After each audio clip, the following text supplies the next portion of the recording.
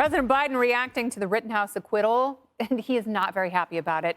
He put out a statement saying, quote, "While the verdict in Kenosha will leave many Americans feeling angry and concerned, myself included, we must acknowledge that the jury has spoken." The president also urging people to protest peacefully. And as you might remember, President Biden tweeted a video last year labeling Kyle Rittenhouse a white supremacist. And if you thought he might apologize for that, come on, man. Do you stand by your past comment equating him to white supremacy? Well, look, I stand by what the jury has concluded. The jury system works, and we have to abide by it. What do you think the president was trying to say there?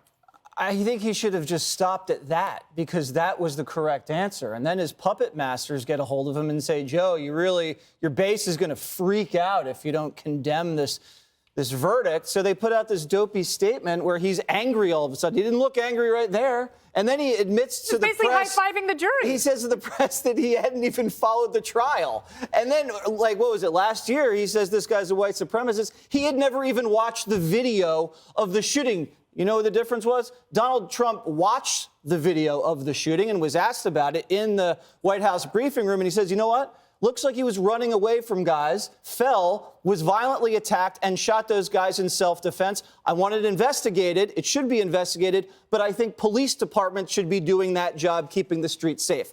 That was the most honest assessment that we've heard from a politician. Yet the media fact checkers just Pinocchio'd the hell out of that statement. And then that statement became a lie. And where are the fact checkers with Joe Biden? Are they going to say that Rittenhouse is not a white supremacist? They'll never say that. So I've talked about this before, the axis of evil, all right? You have the press, the prosecutors, and the politicians. They get together and they just create a tornado of lies and turmoil that rips through a city like a Kenosha, leaves death and destruction in its wake, and then everybody else is left to pick up the pieces. Kyle's crying. The city's now in debt because their places of work are burnt down, and the country's like at each other's throat over racial animosity. Meanwhile, there's no black guy involved in the shooting. Yet Al Sharpton releases a statement today and says, it's just another reminder of, black Americans being shot. No black American was shot by Kyle Rittenhouse. And that's what people think still to this day. Can Kyle Rittenhouse sue a sitting president for statements that he made when he was a private citizen and a candidate? That is what Lynn Wood, Kyle Rittenhouse's prior attorney, aimed exactly to do, because at that time, obviously, it was before he was sitting, and Bill Clinton taught us that, yes, you can sue a president for acts prior to assuming the presidency. I have to point out that, to your point, Biden used that in a campaign ad to galvanize support and votes, to play into the lie that you were talking about earlier, that arson and looting and violence is peaceful protesting, that rioting is peaceful assembly, that this trial was somehow good versus fascism and racism and white supremacy. And the governor of Wisconsin furthered that today in his statement when he said no verdict will be able to bring back the lives lost, no verdict can heal the wounds or trauma experienced by Jacob Blake and his family. No mention at all of the sacred duty that jurors hold, no good job to the jury, no anything of that.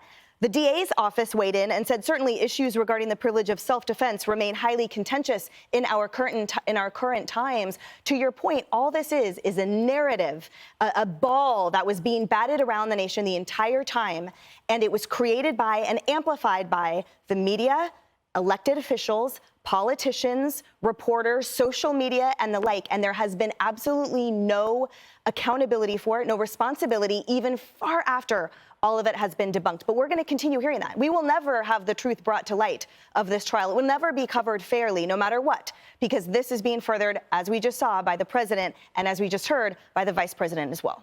So obviously, burning things down doesn't work. Destroying businesses, vandalism, theft, none of that works. It doesn't make anything better. If you look at the state of crime and police departments being refunded, I know we're going to talk about that later in the show. So what can Kenosha do now? Well, I think Kenosha's already doing it. If you pay attention to what's happening on the ground in Kenosha, the people of Kenosha are coming together. They've rebuilt their community. They really are working hard to move past both the shooting of Jacob Blake and what in this Kyle Rittenhouse case.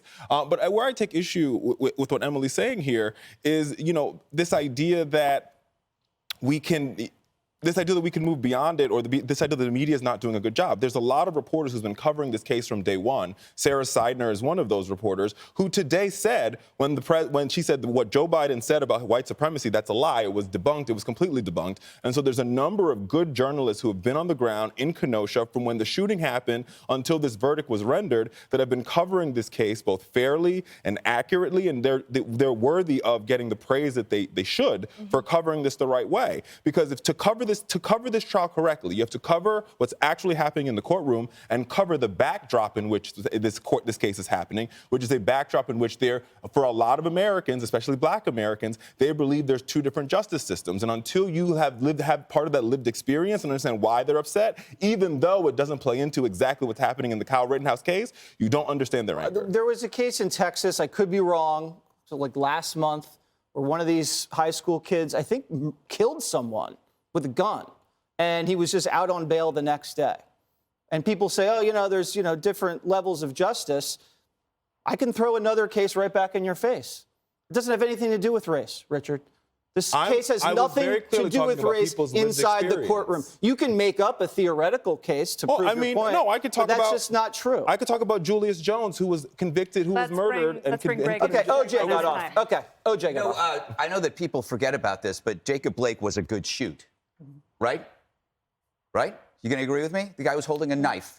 Oh, yeah, Yes, and the officers were exonerated. Yes. Exactly. Yes. He was shot in the back.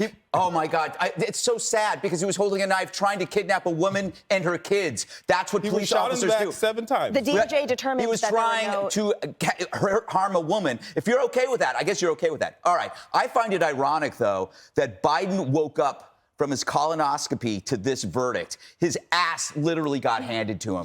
Lawyer up, Joe, because that kid better sue your butt. He should sue everybody who... Yeah, absolutely. And you know what? It's interesting. If this were the shoe were on the other foot, there would be an impeachment proceeding. That's not true. President Trump would single out Central Park 5. President Trump what are you talking? President Trump full-page ad against Central Park 5. There was no president who went after the Central Park 5.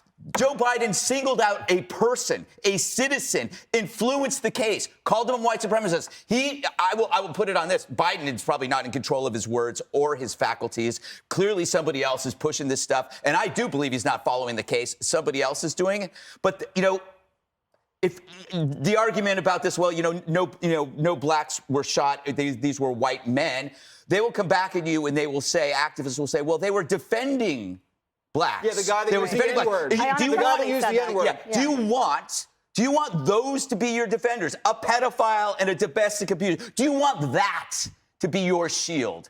What a stupid argument.